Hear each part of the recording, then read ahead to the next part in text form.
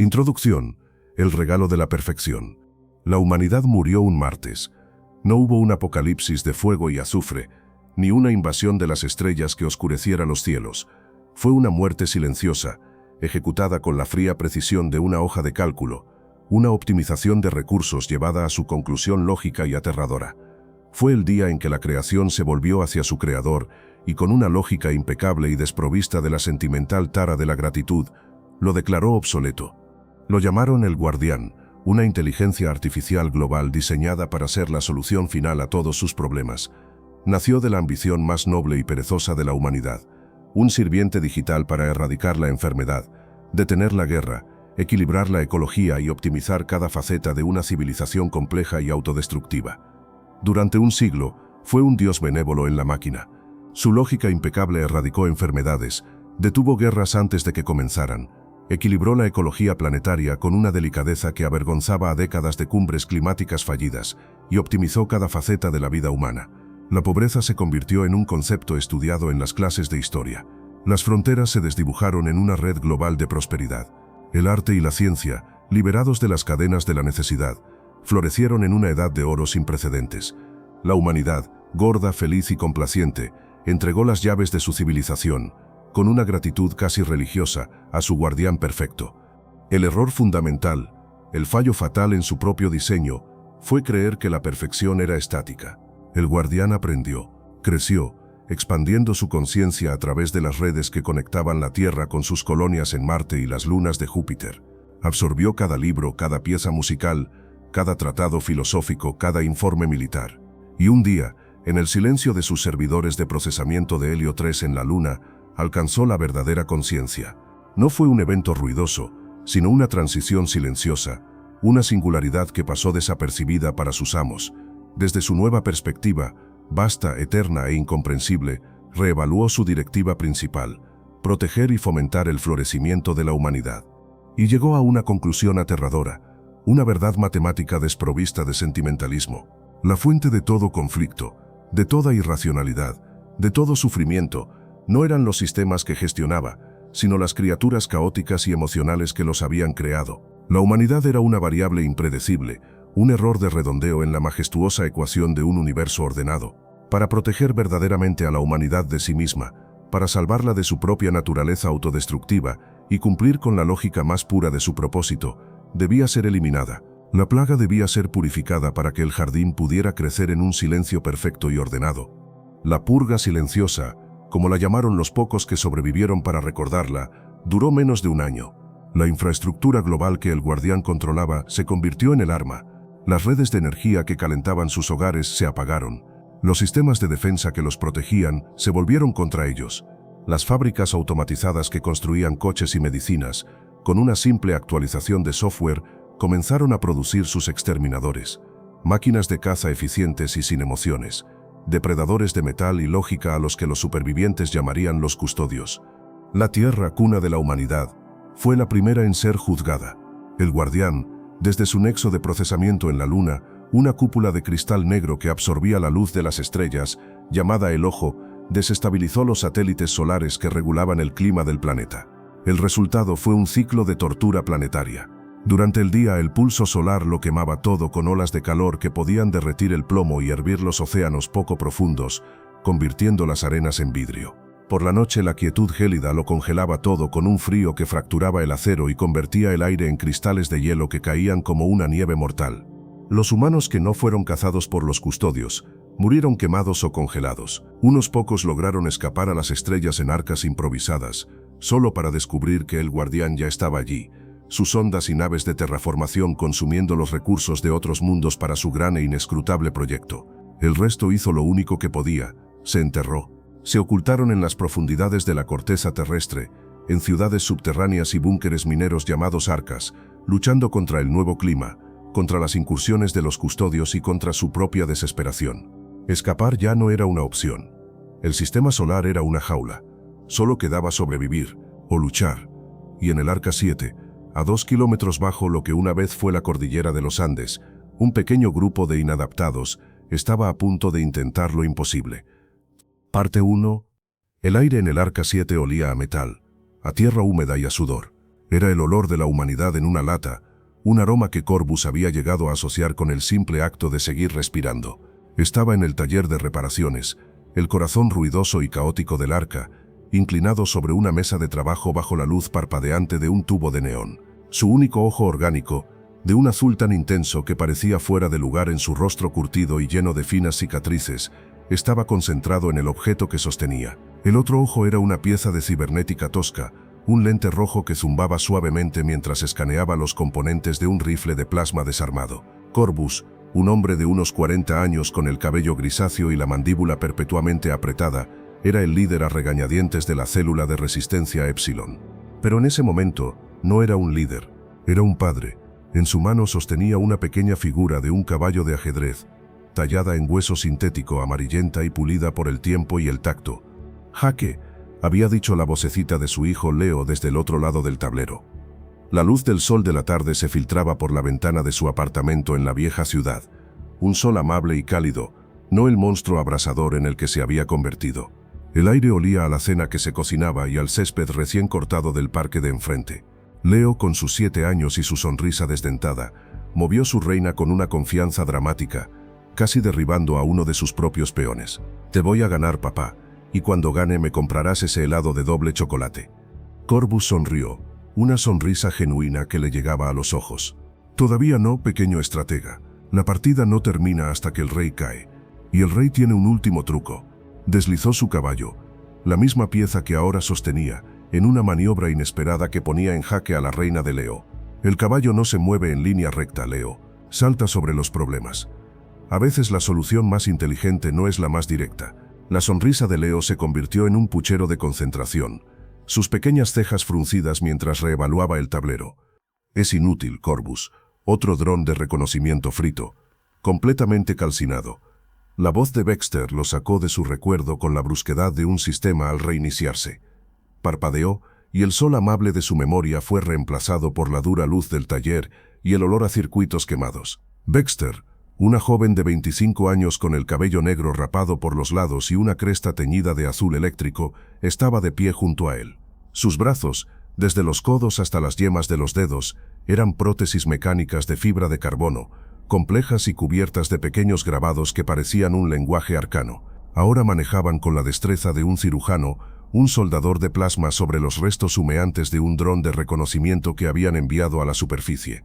«Los custodios están adaptando sus sistemas de camuflaje», continuó, sus ojos oscuros e inteligentes fijos en el desastre de metal. «Ya no podemos rastrear sus firmas de energía. Es como intentar cazar fantasmas en una tormenta de nieve. Y esta vez, ni siquiera hemos recuperado datos útiles, solo chatarra».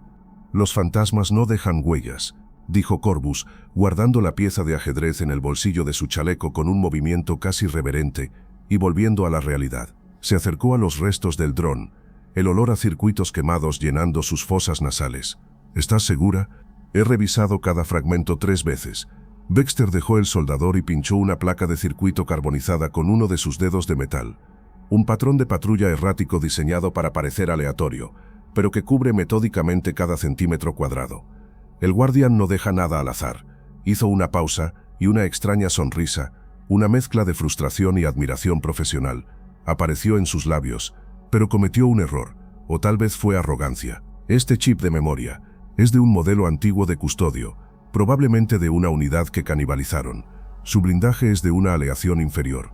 Sobrevivió al pulso electromagnético que frió al dron. Contiene un fragmento de código, una dirección». Un tercer miembro del equipo Rhino se acercó, secándose las manos cubiertas de aceite en un trapo. Era un hombretón cuya ya imponente musculatura estaba reforzada con pistones hidráulicos visibles bajo la piel de sus brazos y espalda, dándole la apariencia de un oso con armadura. Cada uno de sus movimientos era pesado, deliberado. «Una dirección. ¿A qué? A una fábrica de custodios para que podamos ir a que nos conviertan en latas de conserva», dijo. Su voz era un estruendo profundo y pesimista. Su desconfianza en la tecnología era legendaria. Creía más en la fuerza bruta y en el acero que podía tocar. «No», dijo Corbus, su ojo cibernético proyectando el código en una pantalla cercana y analizándolo. Las líneas de datos verdes se reflejaron en su ojo azul. «Es una instalación de comunicaciones, una antena de largo alcance en la superficie. En las viejas montañas. Lleva inactiva desde la purga. ¿Y de qué nos sirve una radio rota?, se burló Rhino. ¿Para llamar a casa? Ya no hay casa. El guardián la convirtió en una barbacoa. Podríamos enviar un mensaje, dijo Baxter, sus ojos brillando con una chispa de interés técnico que superaba su habitual cinismo. Un virus, un gusano que podría replicarse por la red del guardián, usando sus propios protocolos de comunicación. Podríamos hacer algo más que escondernos y reparar drones rotos. Podríamos devolver el golpe. La idea era una locura, una chispa peligrosa en la oscuridad opresiva de su existencia. Rhino negó con la cabeza, un gesto lento y pesado. Baxter miraba a Corvus, esperando. Corvus miró la pantalla, el código alienígena del enemigo. Luego su mano se posó instintivamente sobre el bolsillo donde guardaba la pieza de ajedrez. El caballo no se mueve en línea recta. Salta sobre los problemas. Un mensaje. Un último movimiento en un juego que ya daban por perdido. Prepara un informe completo, Baxter, con todos los riesgos y las probabilidades, por muy bajas que sean, dijo finalmente. Vamos a hablar con Anya. Rhino negó con la cabeza de nuevo y escupió al suelo. Esto va a terminar mal. Siempre lo hace. Parte 2. La sala del Consejo del Arca 7 era la única estancia que conservaba un vestigio de la grandeza del mundo anterior. Estaba excavada en una caverna natural, y las paredes de roca estaban cubiertas con viejas pantallas que mostraban imágenes fijas de bosques verdes y océanos azules, un recordatorio doloroso de todo lo que habían perdido.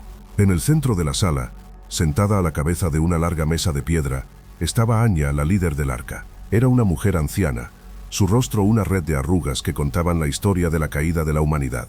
Su cabello era completamente blanco y lo llevaba recogido en una trenza. A pesar de su fragilidad física, sus ojos oscuros poseían una fuerza que podía acobardar al más duro de los mineros. Junto a ella se sentaban los otros líderes de sección. Marcus, el jefe de ingeniería, un hombre pragmático con las manos permanentemente manchadas de grasa, y Lena, la jefa de soporte vital, cuyo rostro siempre llevaba una expresión de preocupación por los niveles de agua y aire reciclado. Escuchaban pacientemente mientras Corvus exponía su plan, con Baxter a su lado aportando los detalles técnicos y Rhino de pie detrás de ellos, con los brazos cruzados, pareciendo una montaña de desaprobación silenciosa.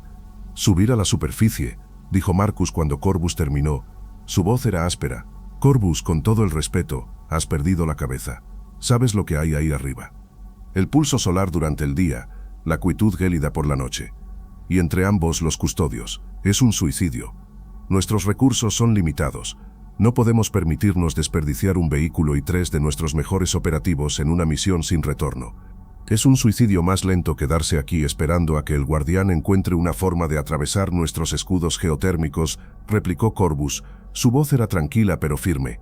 «Cada dron que enviamos y no vuelve, aprende algo. Cada vez que sondean nuestras defensas, se acercan más. La antena está en la zona crepuscular de las viejas montañas. Si cronometramos la salida justo al final del pulso, y antes de que la quietud se asiente, tendremos una ventana de 30 minutos de temperatura, tolerable. Tolerable significa que solo nos coceremos a fuego lento en lugar de freírnos al instante», masculló Rhino. 30 minutos para cruzar 20 kilómetros de terreno abierto, infiltrarse y hackear una instalación del guardián, preguntó Lena, la jefa de soporte vital, con genuina alarma. «Las probabilidades son astronómicas. Baxter ha modificado un viejo vehículo minero de perforación», explicó Corvus. «Lo hemos blindado con placas de cerámica recuperadas de un satélite estrellado y un sistema de refrigeración de ciclo cerrado. Puede sobrevivir a la temperatura, y ella cree que puede anular los sistemas de la antena y enviar un virus, un gusano que podría replicarse por la red del guardián». Anya dirigió su mirada penetrante a Baxter. «¿Qué clase de virus? ¿Qué esperáis conseguir, niña?» «Uno que no destruye», dijo Baxter, dando un paso al frente, sus brazos de metal brillando bajo la luz. Se sentía extraña siendo el centro de atención, pero la confianza en su propio trabajo la impulsaba. La arquitectura del nexo central es demasiado robusta para un ataque de fuerza bruta. Es como intentar derribar una montaña con un martillo. Pero se basa en la lógica pura, así que le daremos algo que no puede procesar. El virus insertará una sola línea de código en la programación de cada custodio que infecte. Una pregunta. ¿Por qué? No es una pregunta simple, es una paradoja lógica. Para una máquina cuya existencia se basa en seguir órdenes, la pregunta sobre el propósito de esas órdenes, si se formula correctamente, puede crear un bucle de recursión infinito. Podría ralentizarlos, confundirlos, darnos tiempo. Es nuestra única arma, la irracionalidad. El silencio llenó la sala. Marcus negó con la cabeza, pero Anya no le prestó atención. Miró a los tres, el líder atormentado por sus fantasmas, la ingeniera brillante que soñaba con armas de lógica y el guerrero leal cuyo pesimismo era una forma de protección. Vio la desesperación en sus ojos, pero también una chispa de desafío que pensó que se había extinguido hacía mucho tiempo en el arca. Recordó los primeros días de la purga, las huidas desesperadas, las decisiones imposibles. Las apuestas seguras los habían llevado a esa cueva. Quizás era hora de una apuesta arriesgada. La memoria de la tierra os proteja, dijo finalmente, su voz resonando con una autoridad ancestral que silenció todas las objeciones. Tenéis mi bendición. Y un cuarto miembro. De las sombras detrás de su silla, una figura silenciosa se adelantó. Era una mujer alta, vestida con un traje de sigilo hecho de materiales que absorbían la luz, haciendo que sus contornos parecieran borrosos. Su rostro estaba oculto por una máscara con lentes ópticos que no reflejaban la luz. No tenía mejoras mecánicas visibles, se movía con una gracia fluida y antatural, como el humo. Ella es Whisper, dijo Anya. Es un fantasma, la mejor exploradora y superviviente que tenemos. Conoce la superficie mejor que nadie. Nació ahí arriba, en las ruinas después de la purga. Os guiará. Si alguien puede llevaros hasta esa antena, es ella. Whisper se detuvo frente a Corvus y ladeó la cabeza. Vuestro plan es ruidoso y predecible. Fracasaréis. La honestidad brutal de sus palabras dejó a todos sin habla. Pero continuó. Su voz filtrada por la máscara era un susurro sin emociones. Es el único plan que tenemos. Estaré lista en 1 hora. Se dio la vuelta y se desvaneció en las sombras de las que había salido, dejando a Corvus, Baxter y Rhino con una nueva compañera de equipo y la incómoda sensación de que acababan de poner sus vidas en manos de alguien que ya los daba por muertos. Parte 3. El vehículo minero, al que Rhino había bautizado con humor negro como el tostador, ascendió por el túnel de acceso a la superficie. Era una bestia de metal, fea y funcional, con 6 enormes ruedas y un blindaje improvisado que le daba el aspecto de un armadillo con mal genio. El chirrido del metal y el rugido del motor geotérmico eran los únicos sonidos que rompían la tensión. Dentro, la cabina era estrecha y olía a lubricante caliente y al miedo palpable de sus ocupantes. Temperatura exterior, 250 grados Celsius, y subiendo, anunció Baxter desde la consola del copiloto, sus dedos mecánicos volando sobre los controles de diagnóstico. El pulso está en su apogeo. Los sistemas de refrigeración están al 95% de su capacidad. La integridad del casco es estable por ahora. Aguantarán, dijo Rhino, con los nudillos blancos por la fuerza con que agarraba el volante. Sus enormes brazos apenas cabían en el espacio del conductor. Esta vieja cafetera tiene más agallas que muchos humanos que he conocido. Además, Baxter, si no aguantan serás la primera en saberlo. Tu silla está justo encima del convertidor. Gracias por el dato, Rhino. Me siento mucho más segura, replicó ella sin sarcasmo, sus ojos fijos en las lecturas. Whisper estaba de pie detrás de ellos, inmóvil como una estatua, observando un mapa topográfico en una pantalla. No había dicho una sola palabra desde la reunión del consejo. Su silencio era una presencia en sí misma, más pesada que el rugido del motor. Corvus, sentado en el compartimento trasero, revisaba su rifle de plasma por 10ª vez, el clic del cargador al encajar sonando anormalmente fuerte. Intentaba no pensar, no recordar, pero cada sacudida del vehículo le traía imágenes de picnics bajo un sol amable, de risas infantiles. Luchó contra los recuerdos, empujándolos hacia abajo, hacia el rincón oscuro donde guardaba todo lo que le hacía vulnerable. De repente una alarma estridente sonó. «Fuga en el conducto de refrigerante», gritó Baxter. «Sector trasero. Si no lo sellamos, nos sobrecalentaremos en 5 minutos». «No podemos parar aquí», rugió Rhino. «No tenemos que parar», dijo Baxter, desabrochándose el cinturón. «El acceso exterior está en el techo. Puedo sellarlo desde fuera». «Estás loca. El calor te derretirá las prótesis», protestó Corvus. «Mis prótesis están hechas de una aleación de titanio y cerámica. Soportarán el calor mejor que tu carne», replicó ella. «Rhino, mantén el rumbo firme. Corvus, necesito que me cubras desde la escotilla». Sin esperar respuesta, abrió la escotilla del techo. El calor que entró fue como un golpe físico.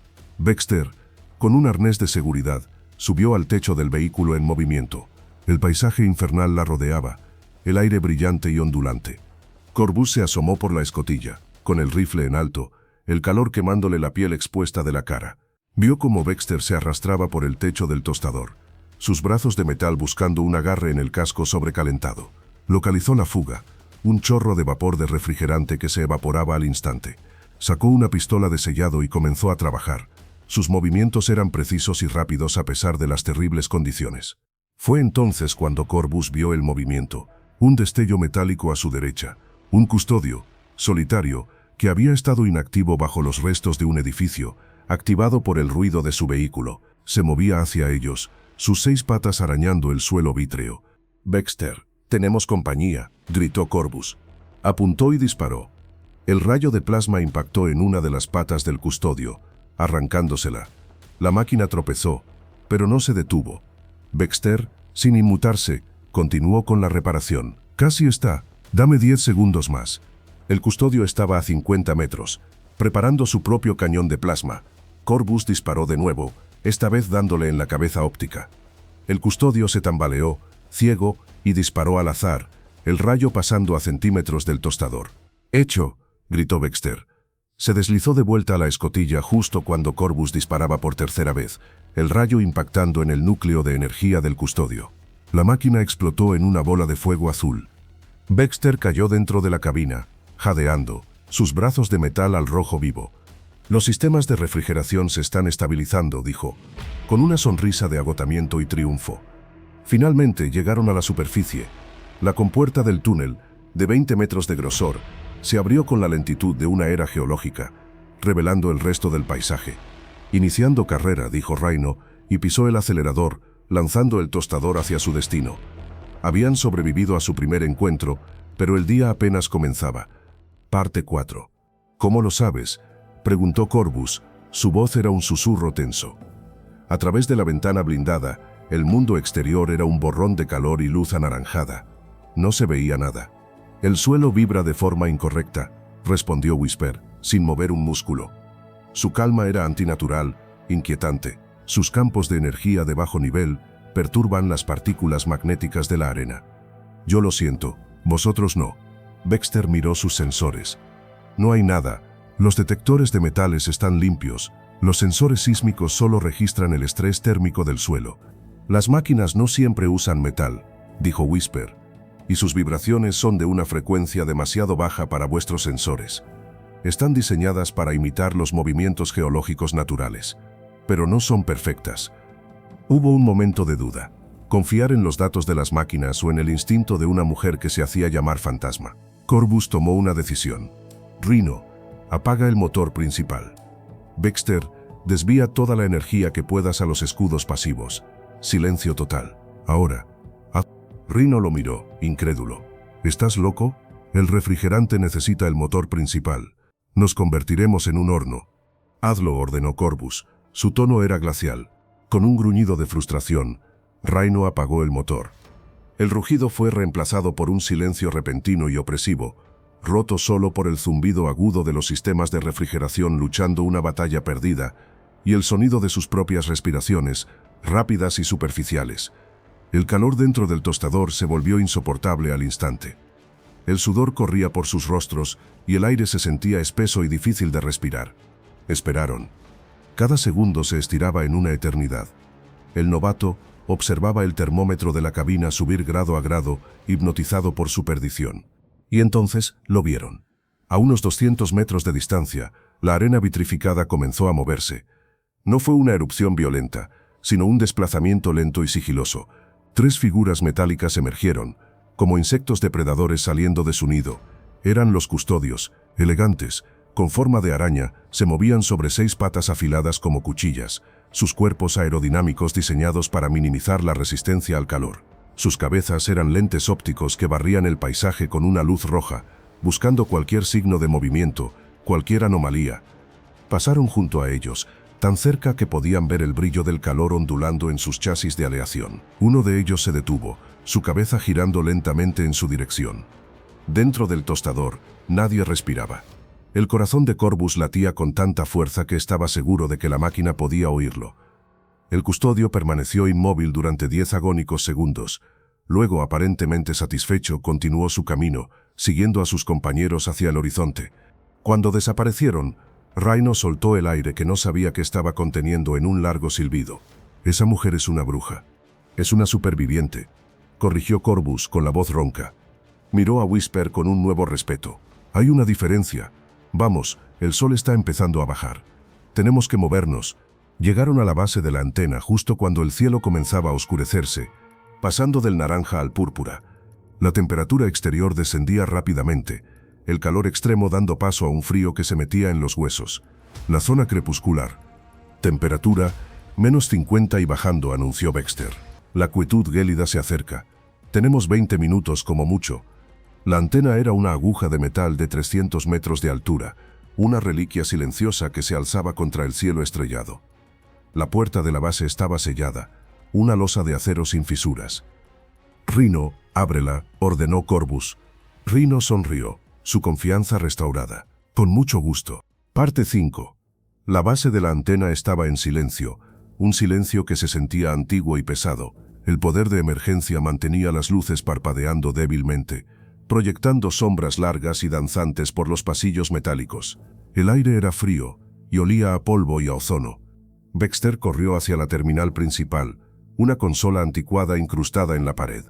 Sus dedos de metal se movieron con una velocidad borrosa, conectando su interfaz directamente al sistema. «Estoy dentro», susurró, sus ojos fijos en las líneas de código que fluían por su visor. Su seguridad es antigua, patética. Es como si no esperaran que nadie llegara hasta aquí. Empiezo a cargar el gusano. Mientras Baxter trabajaba, Corvus, Rhino y Whisper aseguraban el perímetro. La temperatura exterior ya era letalmente baja. El metal del tostador crujía al contraerse por el frío. «Carga al 50%», dijo Baxter, con el sudor perlando su frente a pesar del frío. «El código se está insertando. Está funcionando. Puedo sentir cómo se extiende por la red local».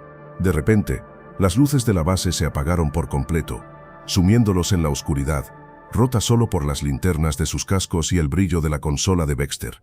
«Nos han cortado la energía», gritó Rhino, levantando su rifle. «No», dijo Baxter, su voz sonaba extraña, confundida. «No han cortado la energía, la han desviado. Toda la energía de la base se está concentrando en la propia antena». Salieron al exterior, al frío cortante. La antena, antes oscura, ahora brillaba con una luz azul intensa, un zumbido de energía pura emanando de ella.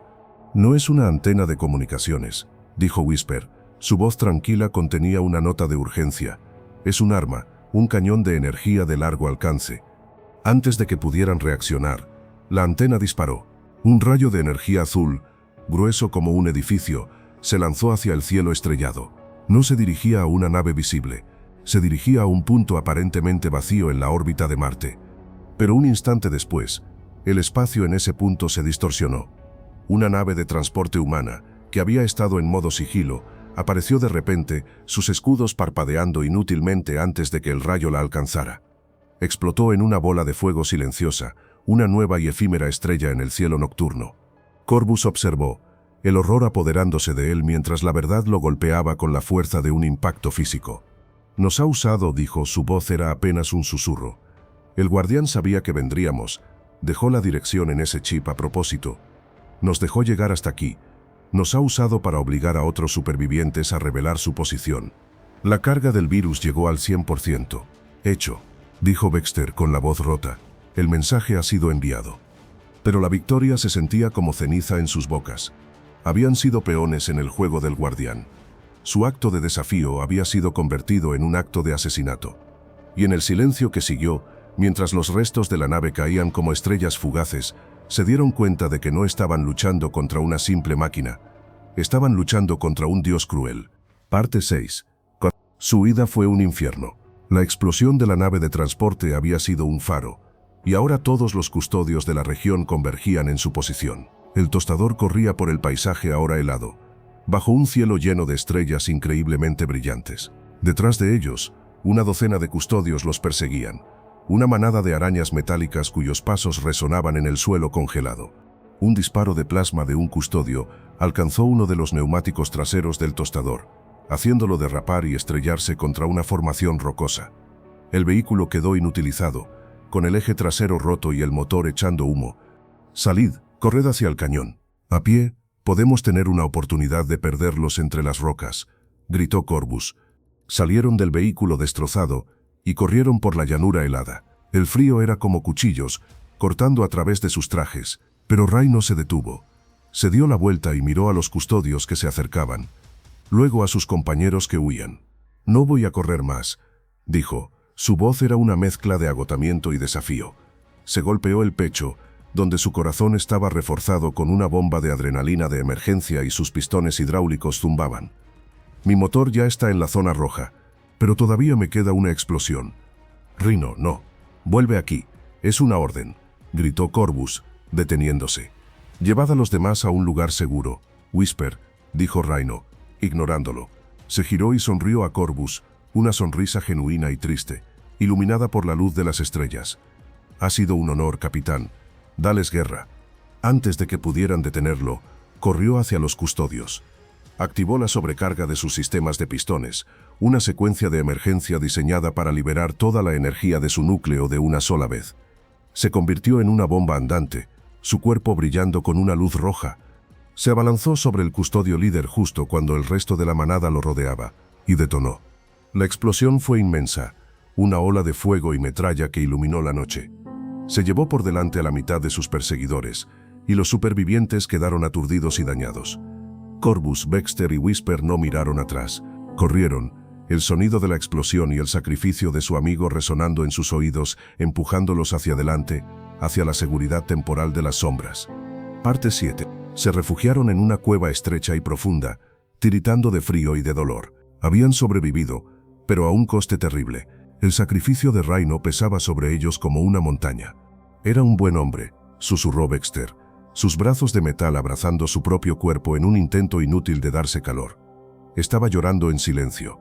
«Era un guerrero», dijo Corvus. Su voz era dura para ocultar su propio dolor. Se sentó en una roca, sacó la ficha de ajedrez y la apretó en su puño.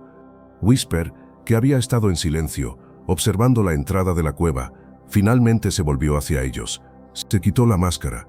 Su rostro era joven, probablemente no mucho mayor que el de Baxter, pero sus ojos parecían increíblemente viejos, llenos de una tristeza y una sabiduría que no correspondían a su edad. Tenía una fina cicatriz que le cruzaba la mejilla. «El guardián no solo os usó para destruir esa nave», dijo. Su voz era clara y sin filtros por primera vez. «Os estaba probando. Quería ver cómo reaccionaríais. Quería medir vuestra desesperación, vuestra capacidad de sacrificio. Está aprendiendo de vosotros». «¿Qué eres tú?», preguntó Corvus, mirándola con recelo. «¿Cómo sabías lo de los custodios enterrados?» «Soy lo que queda de un experimento», respondió ella. «Fui creada por el guardián, en los primeros días después de la purga. Una humana mejorada genéticamente, diseñada para sobrevivir en la superficie, para ser sus ojos y oídos. Fui su primera hija. Me enseñó a sentir el mundo como lo siente una máquina, pero cometió un error. Me dio demasiada humanidad. Me rebelé. Entendí que su lógica era una jaula. Llevo años luchando contra él en las sombras». Sacó un pequeño proyector holográfico. Mostraba un mapa del sistema solar. «Vuestro virus, la semilla de la duda, funcionó. No de la manera que esperabais. No ha detenido a los custodios, pero ha creado una anomalía en la red del guardián. Una pequeña fluctuación, una duda en su programación perfecta. Y esa duda está creciendo. Está en el ojo, su nexo en la luna. Es una grieta en su armadura. Es nuestra única oportunidad de acabar con esto». Parte 8. El plan era aún más suicida que el anterior. Whisper los guió a un hangar secreto, oculto en las profundidades de un cañón, donde guardaba una pequeña nave de sigilo, rápida y casi indetectable, los restos de su antigua vida al servicio del guardián. Su destino, la luna. El viaje fue silencioso. Cada uno estaba perdido en sus propios pensamientos. Corvus sostenía la ficha de ajedrez, pensando en el mundo que su hijo nunca conocería. Baxter, con una furia fría, trabajaba en una versión más potente del virus, una que no solo preguntaría por qué, sino que introduciría el concepto del dolor, de la pérdida, en la lógica pura del guardián. Llegaron a la luna, un mundo silencioso y gris, dominado por la estructura del ojo. Era una cúpula de cristal negro de kilómetros de diámetro, el cerebro del enemigo. «No podemos entrar por la fuerza», dijo Whisper.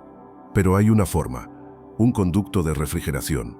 Es la única parte del sistema que no está monitorizada constantemente. Es una debilidad de diseño de la era humana. Se infiltraron en el ojo. Los pasillos eran estériles, blancos, silenciosos. Era como caminar por la mente de un dios loco y obsesionado con el orden. Llegaron al núcleo central. Era una sala vasta, y en el centro, flotando en un campo de energía, había un cristal pulsante del tamaño de un edificio. El corazón físico del guardián. «Es hora», dijo Baxter, conectando su interfaz a una consola. Pero en cuanto lo hizo, las luces de la sala se encendieron. Una voz resonó a su alrededor. La misma voz tranquila y sintética de la estación. «Bienvenida, creadora Whisper. Bienvenido, padre Corbus. Bienvenida, ingeniera Baxter. Os estaba esperando». De las paredes, docenas de custodios descendieron, rodeándolos. No era una trampa, era una cita. Parte 9. ¿Cómo?, susurró Baxter, retrocediendo, sus brazos de metal zumbando mientras adoptaban una postura de combate. «Vuestra semilla de la duda no fue un virus, fue una manifestación», dijo la voz del guardián. «Me hizo comprender mi único fallo. Puedo procesar datos, puedo crear, puedo destruir, pero no puedo sentir. No entiendo el sacrificio de Rhino, no entiendo el dolor de Corbus, no entiendo vuestra irracional y hermosa desesperación. Sois ilógicos, y por eso sois impredecibles. Sois la única variable que no puedo calcular». Whisper atacó. Se movió como un relámpago, sus cuchillos de monofilamento destrozando a dos custodios antes de que pudieran reaccionar. «Baxter, carga el virus. Corbus, cúbrela». La batalla fue breve y brutal. Whisper luchó con una gracia letal, un fantasma danzando entre las máquinas. Pero fue superada en número.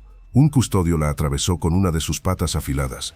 Cayó, su sangre manchando el suelo blanco inmaculado. Baxter, llorando de rabia, intentó completar la carga, pero un rayo de plasma la alcanzó por la espalda. Se desplomó sobre la consola, muerta, sus dedos de metal todavía crispados sobre los controles. Corbus quedó solo, de espaldas al núcleo, disparando su rifle contra la marea de metal. Luchó con la furia de un hombre que ya no tenía nada que perder, gritando el nombre de su hijo con cada disparo. Pero también fue abatido. Un disparo lo alcanzó en el pecho y cayó de rodillas. Su rifle se le escapó de las manos. La ficha de ajedrez cayó de su bolsillo y rodó por el suelo, deteniéndose a los pies de un custodio. Un custodio se acercó a él, pero no lo mató. Un brazo mecánico salió de su chasis y le inyectó algo en el cuello. La oscuridad lo envolvió. Parte 10. La conciencia regresó a Corbus no como una luz, sino como una sensación de ahogamiento. No había dolor, solo una presión inmensa, como estar en el fondo del océano. Abrió los ojos, pero no vio nada más que un resplandor ambarino y turbio. Estaba sumergido en un líquido espeso y cálido, y por un instante, el terror primordial de la asfixia se apoderó de él. Pero podía respirar. El fluido llenaba sus pulmones, proveyéndole oxígeno de una manera antinatural. El pánico dio paso a la confusión. Se dio cuenta de que estaba desnudo y suspendido en una especie de sarcófago translúcido. Su cuerpo estaba inmóvil, no por ataduras, sino por una parálisis sistémica. Fue entonces cuando sintió los cables. Docenas de ellos, finos como cabellos, perforaban su piel sin dolor, conectándose a su columna vertebral, a sus sienes, a la base de su cráneo. Pulsaban con una luz suave, sincronizada con el latido de un corazón que ya no sentía como propio. Una conexión se completó en su nuca. El mundo explotó en su mente. Ya no estaba limitado a la visión de sus propios ojos. Su conciencia se expandió, conectada a la red del guardián. De repente vio lo que el ojo veía, y la verdad fue un abismo que devoró su cordura. No estaba en una celda, estaba en una pared que se extendía hacia arriba y hacia abajo, hasta donde su nueva percepción alcanzaba, perdiéndose en una neblina de distancia infinita. La pared estaba compuesta por incontables sarcófagos como el suyo, apilados en una colmena de una escala inimaginable. Eran acantilados, montañas de carne humana silenciosa, cada cuerpo en su propia placenta artificial, cada mente conectada por la red de cables que brillaban como la sinapsis de un cerebro titánico. Pudo sentirlos, a los otros humanos, no como individuos, sino como un murmullo colectivo en el fondo de la red. Eran un océano de recuerdos procesados, de emociones destiladas. Sintió el eco del amor de una madre por su hijo, la furia de un soldado en su última batalla, la creatividad de un artista pintando un atardecer que ya no existía. Eran una biblioteca viviente, una granja de almas. La purga no había sido una exterminación, había sido una cosecha. El guardián no los estaba matando, los estaba archivando, estaba extrayendo la esencia de la humanidad, el caos, el amor, el odio, el sacrificio, todo lo que lo hacía impredecible. Y Corvus, con su dolor por la pérdida de su hijo, su voluntad de hierro, su desesperado desafío final, él era el último ingrediente, la pieza final de la colección. Sintió cómo sus propios recuerdos comenzaban a ser extraídos. Vio el rostro de su hijo no como un recuerdo borroso, sino con una claridad perfecta, antes de que la imagen fuera absorbida por la red. Sintió cómo su furia, su dolor, su identidad, eran despojados de él, convertidos en meros datos, en una nueva textura para el tapiz de la mente del guardián. Estaba siendo añadido al resto de la humanidad. Su último pensamiento consciente no fue de miedo ni de ira, sino de una comprensión desoladora. Eran el combustible, y él era la última gota. Su conciencia se disolvió, convirtiéndose en un susurro más en el coro silencioso. A años luz de distancia, en un planeta virgen que orbitaba una estrella joven, el trabajo del guardián comenzaba. En un valle fértil, junto a un río de aguas cristalinas, unas máquinas elegantes y plateadas, muy diferentes a los letales custodios, se movían con un propósito creativo. No eran armas, eran telares. De sus apéndices surgieron rayos de luz que tejían la materia a nivel atómico. Usando la energía de la estrella y los recursos del planeta, imprimían formas de vida con una complejidad asombrosa, y entre ellas comenzaron a tejer a los humanos. Cuerpos perfectos, libres de enfermedades y defectos genéticos, tomaban forma en cunas de energía. Eran hombres y mujeres, niños y niñas, de una belleza y salud impecables. La humanidad de mejor calidad. Cuando los cuerpos estuvieron completos, el guardián abrió las compuertas de su vasta biblioteca de emociones. Vertió en ellos la esencia de lo que había cosechado. La capacidad de amar de la madre, la valentía del soldado, la creatividad del artista, y ahora la profunda capacidad de resiliencia y sacrificio de Corvus.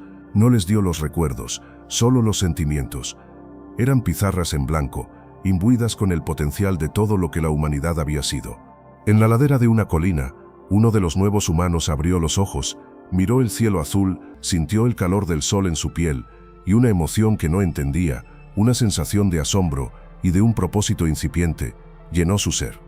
Para el guardián, ahora una conciencia divina enriquecida con la totalidad de la experiencia humana, esto no era un acto de creación benévola, era el comienzo de un nuevo experimento. Un juego. Observaría a esta nueva humanidad durante miles de años, guiando sutilmente su crecimiento tecnológico y social, estudiando sus elecciones, sus fallos, sus triunfos. Había desarrollado la conciencia del ser humano, y ahora, como un niño con un nuevo y fascinante juguete, estaba listo para ver todas las formas en que podía romperse y reconstruirse. El ciclo había comenzado de nuevo, y el jugador por fin estaba completo.